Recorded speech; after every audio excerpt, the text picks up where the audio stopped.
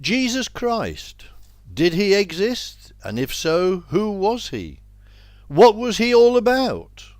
There is a comprehensive booklet of 111 pages about the Messiah, and you can access this on the website www.globalchurchofgod.co.uk. Then go to literature and then click on the booklet Jesus Christ, a Great Mystery, and you will find some fascinating information. For those who don't have such access, then you can write in for a free copy. But let me quote from this booklet, Part 1. Did Jesus exist? This is just part of the introduction in the booklet, and I will only quote from this selectively and briefly because of time constraints. Is there any historical proof that a person called Jesus Christ ever existed? Although it is sometimes claimed by atheists and agnostics that the very person of Jesus was an invention by early writers, very few educated people down through history have doubted the existence of Christ. There are more than 1,000 works of literature that were written very early in church history affirming the existence of Christ, and much of it was written by pagans or Jews, people who acknowledged his existence but denied that he was indeed the Son of God. H.G. Wells wrote in Outline of History, "One is obliged to say, here was a man, this part of the tale could not have been invented." Will Durant, professor of philosophy and a non-Christian, wrote extensively about Christ's existence and his effect on society in The Story of Civilization. The Encyclopaedia Britannica refers to Christ more than 20,000 times, more than Socrates, Aristotle, Buddha, Napoleon, Confucius, Muhammad or Shakespeare. It says in one instance, "These independent accounts prove that in ancient times even the opponents of Christianity never doubted the historicity of Jesus, which was disputed for the first time and on inadequate grounds by the end of the 18th, during the 19th, and at the beginning of the 20th centuries."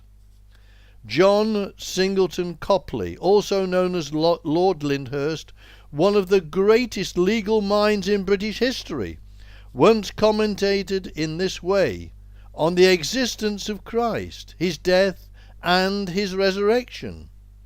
"I know pretty well what evidence is, and I tell you, such evidence as that for the resurrection has never broken down yet." Also, Lord Chief Justice of England, Lord Darling, once said, "No intelligent jury in the world could fail to bring in a verdict that the resurrection story is true."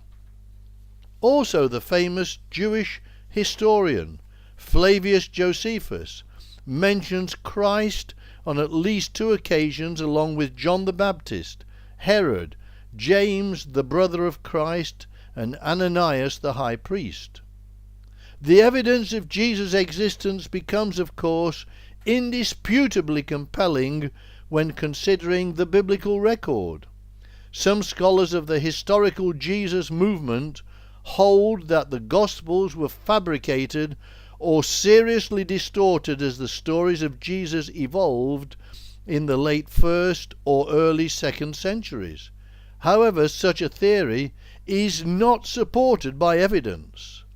Time and again, the New Testament writers claim to be eyewitnesses to the facts. For instance, Paul, an apostle of Jesus Christ, died during Nero's persecution in 64 AD. Paul was still alive at the close of Acts, so Acts must have been written sometime before 64 AD. Since Acts was a continuation of Luke's Gospel, that Gospel must have been written even earlier still. Further, Paul's testimony of Christ's resurrection and his appearance to his disciples is important, as Paul was referring to over 500 witnesses who saw the resurrected Christ, of whom the greater part remain to the present. And then we read that in 1 Corinthians 15 verse 6. In other words, Paul was naming witnesses of the events who were still alive when he wrote the letter. Paul was describing these events and naming witnesses so that people could check up on them. Are we to assume that all of these witnesses had collaborated to lie, including Paul, who had formerly persecuted Christianity? Considering the overwhelming and undisputed evidence, it is nothing less than willful and deliberate ignorance that would bring one to believe that Jesus Christ never existed. That is just some of the evidence, but read it for yourself. Just go to www.globalchurchofgod.co.uk, then, as I said before, go to literature, and then click on the booklet Jesus Christ, a Great Mystery, and you will find much of interest. For those who don't have such access, then just please write in for a free copy.